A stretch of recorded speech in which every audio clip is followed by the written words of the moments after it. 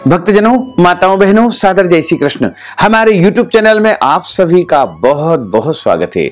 मैं हूं आपके साथ आचार्य धर्मेंद्र शास्त्री। सबसे पहले आपको और आपके पूरे परिवार को भाई दूज की यम द्वितीया की बहुत बहुत शुभकामनाएं एवं बधाइयां।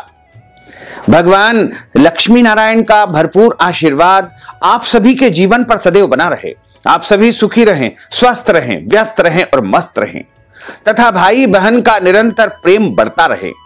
आज हम आपको बताने जा रहे हैं कि इस बार भाई दूज का पर्व आपको कब मनाना है, क्योंकि सूर्य ग्रहण के कारण तिथियों की गड़बड़ हो चुकी है और कई लोग इस बारे में भ्रमित हो रहे हैं। हमारे पास अनेक मैसेज आ रहे हैं, कॉल्स आ रहे हैं, तो सभी यही पूछ रहे हैं कि भाई दूज आज यानी 26 अक्टूबर को मनाना है या फिर कल 27 अक्टूबर को मनाना है। तो यह भ्रम दूर करने के लिए ही आज हम आप सभी के सामने उपस्थित हुए हैं।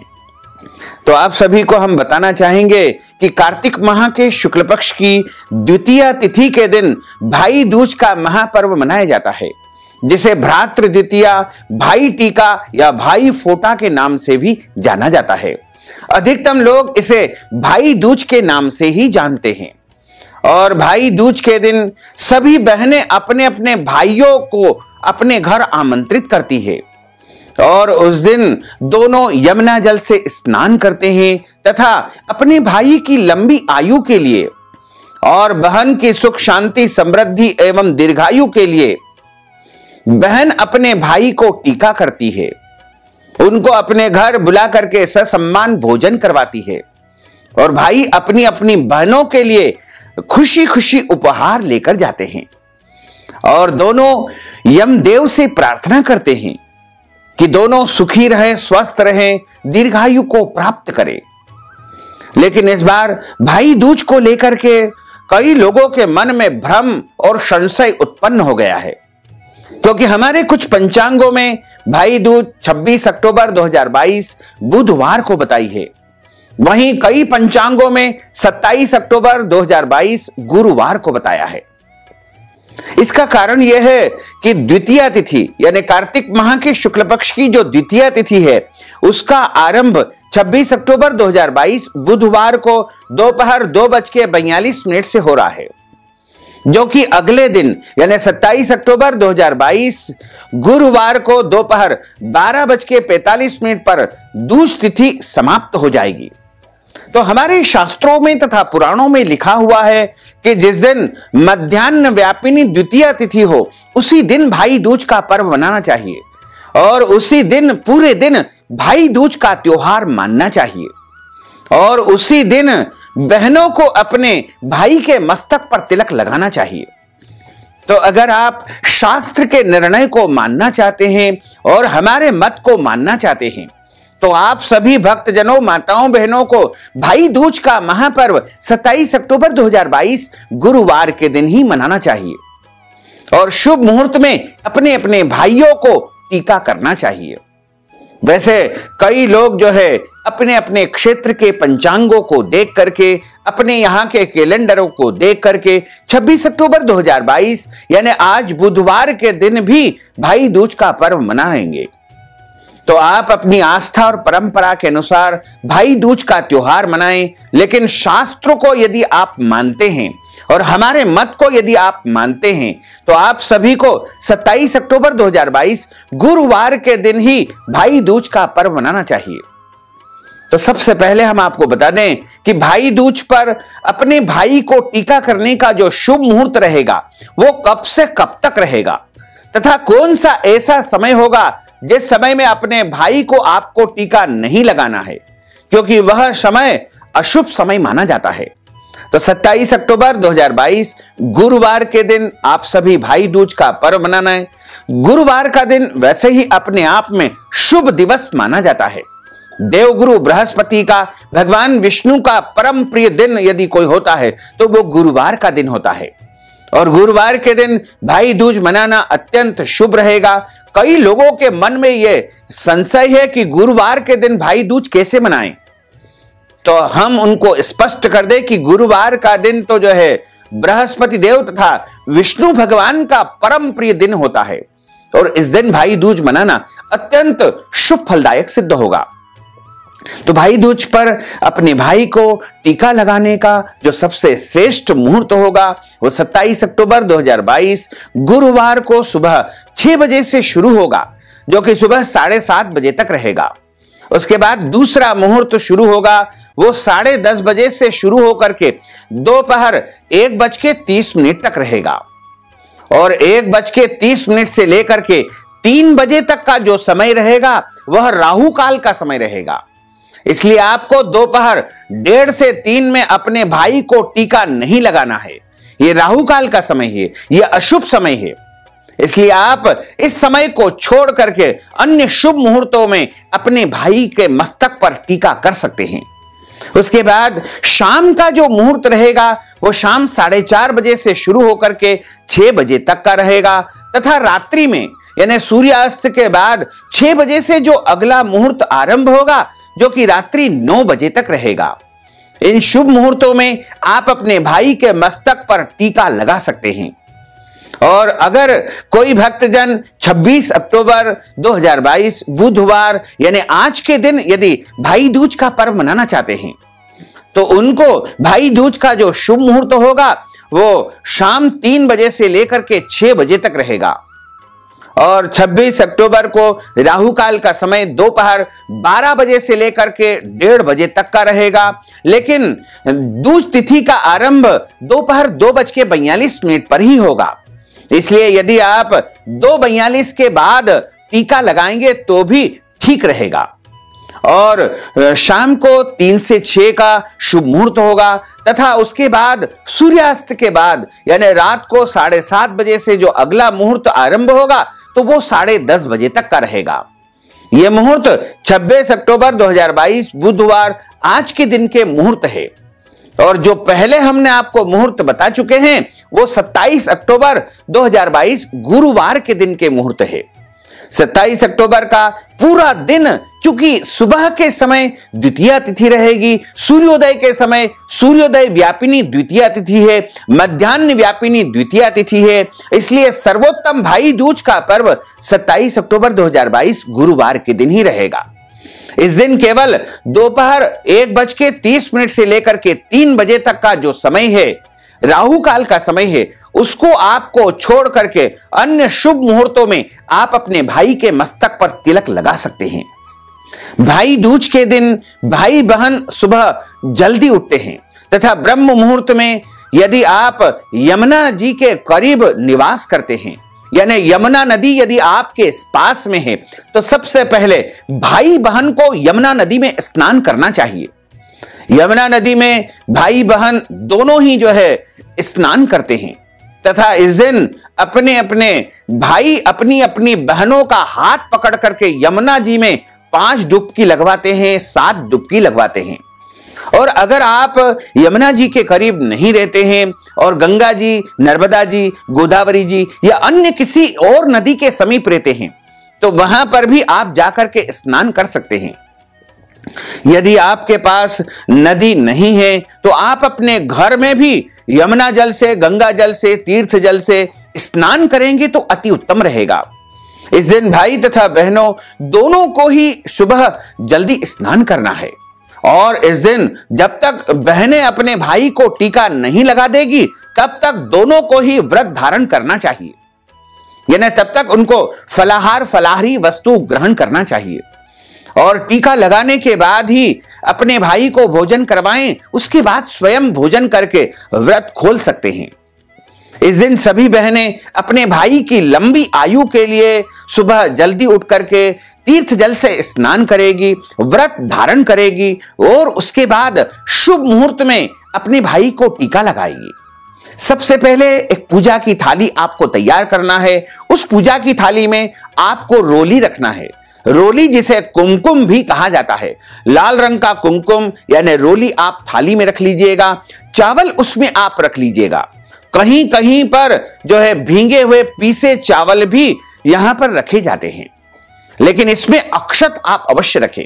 अक्षत का मतलब होता है बिना टूटे फूटे और बिना कटे हुए शुद्ध और सात्विक चावल इसमें रखना चाहिए।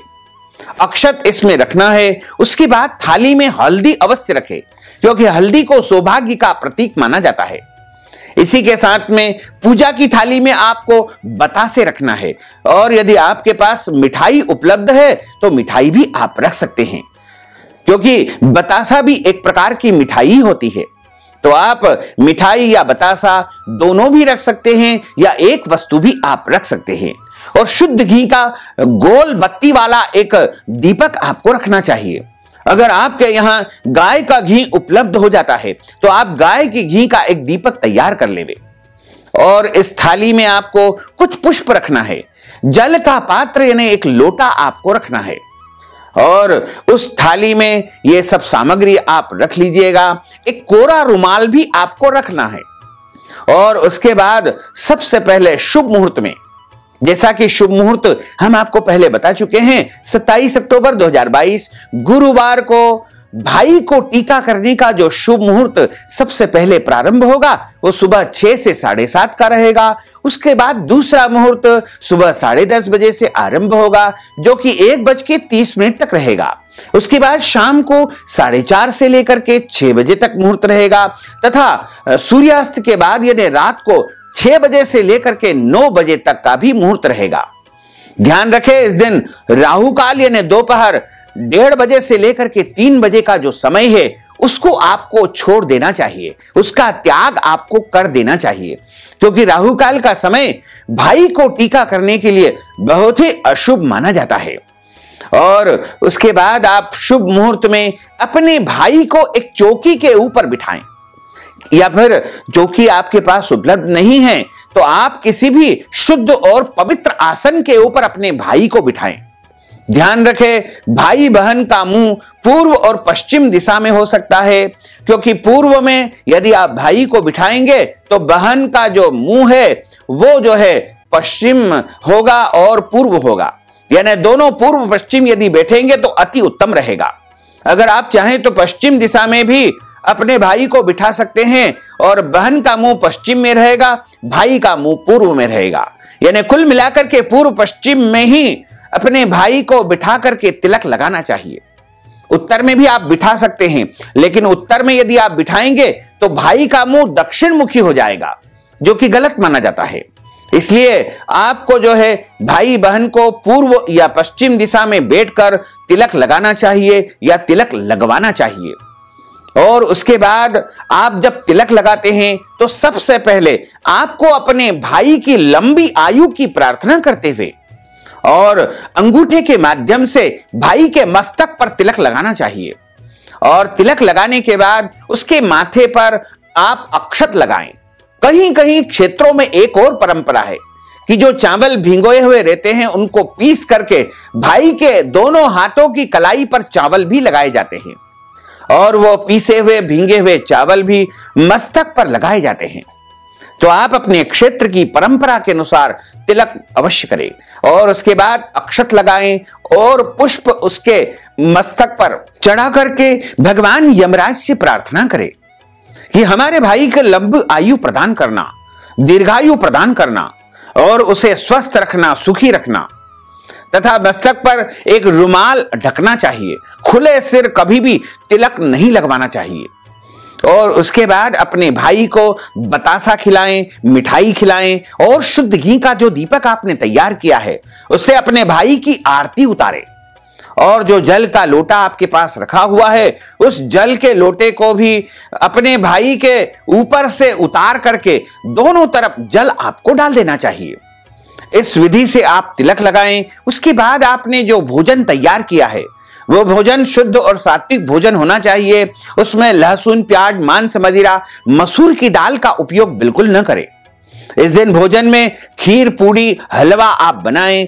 कोई भी मिठाई अवश्य बनाएं, क्योंकि जब आप कोई मिठाई बनाएंगे तो भाई बहन के बीच में प्रेम बढ़ेगा। और यदि आप घर में नहीं बना सकते हैं तो बाजार से भी मिठाई ला करके भोजन में आप परोस सकते हैं।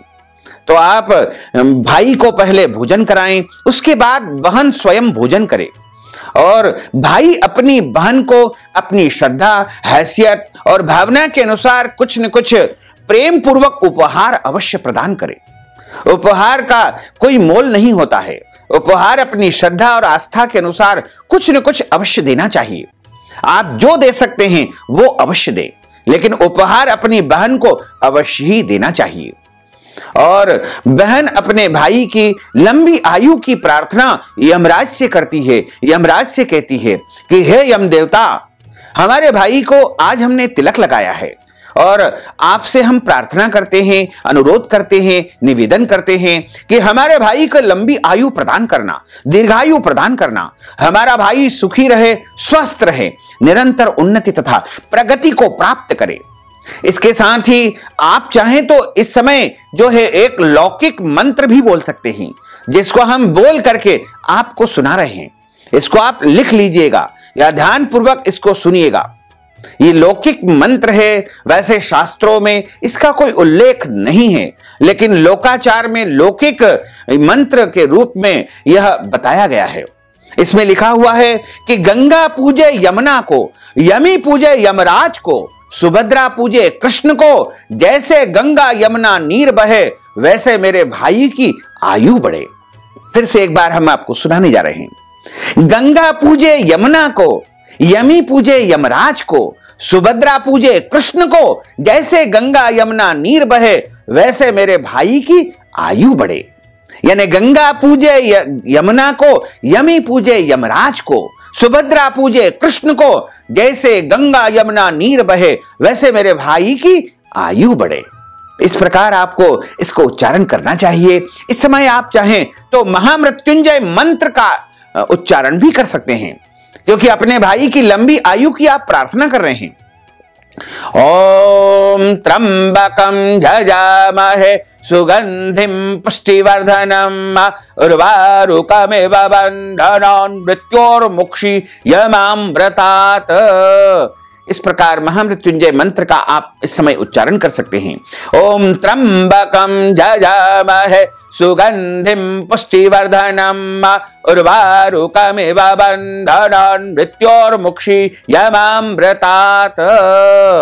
इस महामृत्युंजय मंत्र को आप 5 बार बोले, 11 बार बोले, 21 बार बोले, जितना आप चाहें इसका उच्चारण करेंगे तो आपके भाई को लंबी आयु प्राप्त होगी और आपके घर में सुख शांति समृद्धि का वास हो सकेगा। अब हम सभी भक्तजनों को भाई दूज की कथा सुनाने जा रहे हैं। इस कथा को अंत तक जरूर सुनिएगा। बोलिए लक्ष्मी नारायण भगवान की जय, श्री गिरिराज धरण की जय, श्री यमराज भगवान की जय, श्री श्याम सुंदर यमुने महारानी की जय। भाई दूज की जो कथा हमारे धर्म ग्रंथों तथा पुराणों में बताई गई है, उसमें लिखा हुआ है कि भगवान सूर्य नारायण की पत्नी का नाम छाया था। उनकी कोख से यमराज तथा यमुना का जन्म हुआ। यमुना यमराज से बड़ा ही प्रेम करती थी। वह उससे बराबर निवेदन करती थी कि इष्ट मित्रों सहित उसके घर आकर के कभी भोजन करो। अपने कार्य में बहुत अधिक व्यस्त होने के कारण यमराज जो है बार बार अपनी बहन यमुना की बात को टालते रहे। एक दिन कार्तिक माह के शुक्ल पक्ष का दिन आया और यमुना ने उस दिन फिर यमराज को भोजन के लिए निमंत्रित किया और उसे अपने घर आने के लिए वचनबद्ध कर लिया। यमराज ने सोचा कि मैं तो प्राणों को हरने वाला हूं, मुझे कोई भी अपने घर नहीं बुलाना चाहता है। बहन जिस सद्भावना से मुझे बुला रही है उसका पालन करना मेरा परम कर्तव्य है, मेरा परम धर्म है। बहन के घर आते समय यमराज ने नरक में निवास करने वाले समस्त जीवों को नरक लोक से मुक्त कर दिया और यमराज अपनी बहन यमुना जी के घर पर चले आए। यमराज को अपने घर आया हुआ देख करके यमुना महारानी की खुशी का ठिकाना नहीं रहा। उन्होंने स्नान करके पूजन करके बहुत सारे व्यंजन तैयार किए और अपने भाई यमराज का आतिथ्य किया, सत्कार किया। सबसे पहले अपने भाई यमराज को तिलक लगाया और तिलक लगा करके बहुत सुंदर सुंदर भोजन उनके लिए तैयार किए और थाली परोस करके उन्हें भोजन कराया। यमुना द्वारा किए गए आतिथ्य से यमराज ने प्रसन्न होकर के अपनी बहन यमुना को वर मांगने को कहा। यमुना जी ने कहा कि हे भाई, हे भद्र, आप प्रतिवर्ष इसी दिन मेरे घर पर अवश्य आया करो। मेरी तरह जो भी बहन इस दिन अपने भाई को आदर सत्कार करके टीका करे, उसे तुम्हारा कभी भी भय न हो और कभी भी वो नरक लोक में नहीं जाए। और जो बहन अपने भाई को इस दिन टीका लगाएगी, उसको कभी भी नरक का दर्शन नहीं करना पड़ेगा। और जो बहन के हाथ से भाई टीका लगवाएगा, उसको भी इस दिन या कभी भी नरक का दर्शन नहीं करना पड़ेगा। यानी भाई बहन दोनों की जो है नरक से सुरक्षा होगी, नरक से वो जो है हमेशा बचे रहेंगे और उनको स्वर्ग लोक की ही प्राप्ति होगी। यमराज ने कहा कि बहन, आज मैं बड़ा ही प्रसन्न हूं और तुमने जो वरदान मुझसे मांगा है वह वरदान मैं तुमको प्रदान करता हूं। और यमराज ने कहा कि भाई दूज के दिन जो भी बहन अपने भाई के मस्तक पर टीका लगाएगी, उसको कभी भी नरक में नहीं आना पड़ेगा। और जो भाई अपनी बहन के हाथों से टीका लगवाएगा और अपनी बहन के घर जाकर के भाई दूज के दिन भोजन करेगा, उसको कभी भी नरक में गिरना नहीं पड़ेगा। इस प्रकार तथास्तु कह करके यमुना को अमूल्य वस्त्र आभूषण दे करके यमलोक की उन्होंने पुनः जो है राह पकड़ ली। इसी दिन से इस पर्व की परंपरा निरंतर बनी हुई है। ऐसी मान्यता है, धर्म ग्रंथों में भी लिखा हुआ है कि जो आतिथ्य को स्वीकार करते हैं उन्हें यम का कभी भी भय नहीं रहता है। इसलिए भैया दूज को यमराज तथा यमुना जी का विशेष पूजन अर्चन करना चाहिए। भाई दूज के दिन यमुना महारानी का पूजन अर्चन करना बहुत ही पुण्यदायी माना जाता है। और यमुना जी के साथ साथ यमराज की प्रसन्नता के लिए इस दिन चौमुखा दीपक भी अपने घर के बाहर द्वार के समीप अवश्य लगाना चाहिए। अगर आप चौमुखा दीपक अपने घर के बाहर शाम के समय लगाएंगे तो आपके भाई को या आपकी बहन को लंबी आयु प्राप्त होगी।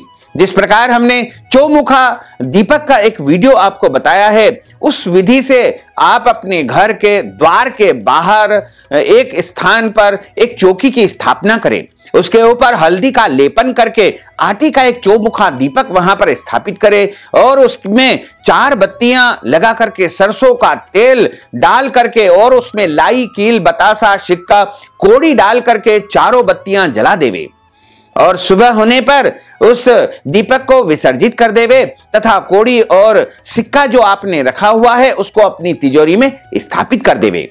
ऐसा करने से यमराज आपसे बहुत प्रसन्न होंगे और आपको तथा आपके पूरे परिवार को लंबी आयु यम देवता प्रदान करेंगे। साथ ही इस दिन ब्रह्मा जी के मानस पुत्र भगवान चित्रगुप्त जी का भी अवतार हुआ था।